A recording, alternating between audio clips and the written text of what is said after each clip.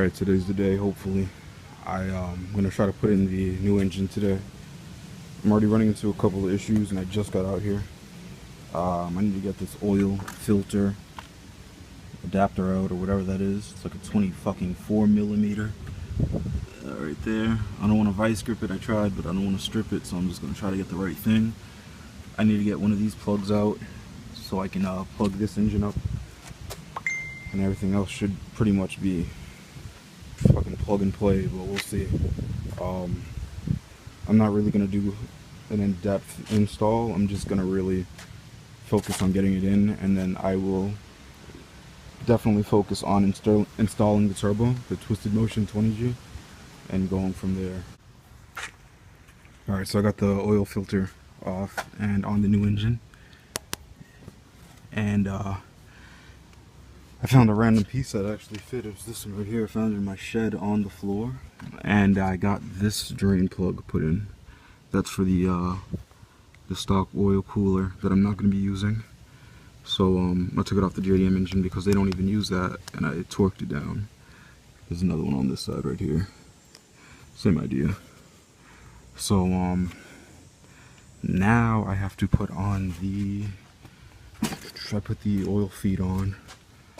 I have to put on the coolant for the turbo, this line, but I might block it off. And I think that's it. Yeah, that's it. I just gotta put that on, then I'm gonna start lowering it into the car and onto the tranny. We'll have to put the clutch on, obviously, so I'll do the clutch next after I figure out what I'm gonna do with this hole. But I figured I'd do a quick clutch unboxing. This is an Exedy for the 5-speed transmissions. I do have a 2.5 liter now, but I'm still running my 5-speed. You open it up, obviously, you get your little receipt, you get the instructions on how to install your clutch. New technology. It's always some new technology. This is just another clutch box with your actual clutch inside of it. So boom, there you go. Here's the clutch, and under the clutch you have your flywheel. Alright, so I'm going to be bolting all this up, and I will hopefully be done within like 20 minutes, if even. I'm going to replace the pilot bearing on my, where the fuck is it? On my flywheel. That is a newer pilot bearing, but Exedy gives you one right here, and I'd rather run all Exedy than mix match shit. Alright, so I'm gonna install that pilot bearing, wire wheel this thing one more time, then get the clutch onto it and onto the engine. Down way too tight, and it snapped, so I'm not gonna run that. I'm going to take off the clutch and use the lightweight flywheel that I have over here, because I don't feel that it's safe to run 5 out of 6 bolts. I mean, in theory it should be fine, but this piece of mass rotating at 8,000 RPMs is not fine. So I'm just going to use this flywheel. I used this for 2 days. It should be fine. It's lightweight. What the fuck, dude? Fucking dumbass. Alright, so I used this for 2 days. It's lightweight. You know, I've heard of the phantom misfires with lightweight flywheels, but I'd rather kind of use that than have one missing. So I 86 the stock flywheel because it has this bolt now stuck in there. I don't feel like drilling it out or any of that. These were really hard to get the flywheel bolts into anyway. I think they were just so rusted or whatever. It's been sitting outside for a long time, so I guess I can't use that. So I'm using this lightweight flywheel that I have. All the bolts fit perfect. I didn't use my power drill because it ran out of battery, so I torqued them down by hand and put Loctite on every single bolt, and I marked all of them with an X, you know, to show that I did it. Crisscross, of course. And everything seems nice and flush. You know, there's no bulges, there's nothing. The dowel pins actually fit perfect within that. Super flush. So this seems like it's a-okay, and this actually comes out pretty easily too, but it's solid. You know, my clutch is definitely centered. and I feel more confident with this setup than I did with that OEM flywheel. So at this point, I'm actually I'm good to go. I'm good to drop this in the engine. I'm going to install the turbo return line, which I have in my trunk. And oh, the PCV, I have to fucking get the PCV off one of those. So I'm gonna do that right now, actually. Yeah, that's it. So I'll get the PCV valve off and I will drop this in the car. I'm also gonna clean up the oh shit, you can't say anything. I'm gonna clean up the transmission and get the grease on that so it slides nice.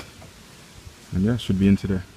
Alright, she's ready to be dropped in. I got the headers on. I got the, that's it, the clutch on with the lightweight flywheel. I got the oil return line back on. This is brand new, it's a little old. It's been sitting in my car for a little while, but I never used it. Mounts are on. Everything looks like it's ready to go. Literally just gonna drop it in right now. Oh, I also have the throwout bearing on. It's good to go. And this is brand new from Exedy as well. Greased it up, greased up this shaft. Move that. And it should honestly go right in. Depending how I feel, I'm gonna eat something after I drop this in, and we'll see if I do the intake. Well, we'll see if I put the turbo and exhaust on and O2 sensor. Alrighty, she's in. She's in the car, and I engaged the clutch already. I swapped the PCV system over to this engine. Coolant lines are plugged up. Well, not plugged up, but they're in there. And I'm just gonna slowly start putting stuff together. I might do the turbo in a minute and get everything situated. Okay. Alright, so I think I might call it a day right here. I've got the turbo on, I have the feed, the return line, up pipe's nice and tight, gaskets in between there, gaskets in between the up pipe on the header. I'm gonna clock this a little bit. I guess the secret to getting the twisted motion turbo to fit is to loosen this V-band right here in the middle, and so you have free movement of both, you know what I mean? That way you can position it, get everything nice and tight, you know, like your up pipe, get it nice and tight, then tighten this when you're done. Don't forget the bracket that goes in between the up pipe and the head right here. I actually welded the wastegate shut, so I'm not going to be running any bracket or anything there. This feed is from Kinugawa, I think. I'm not sure. I don't remember their exact name. I'll put it in the description if I remember or find it. And like I said, loosen this and make sure you have everything how you want it. And after, there's whatchamacallit, there's a C-clamp behind the compressor housing right here. Pinch that and you can, you know, tilt your compressor housing where you need it if you're running a top mount. I'm not, so I don't really need that much play, but I'm going to loosen it a little bit just to tilt it up a little bit. Other than that, everything else is pretty much ready to go.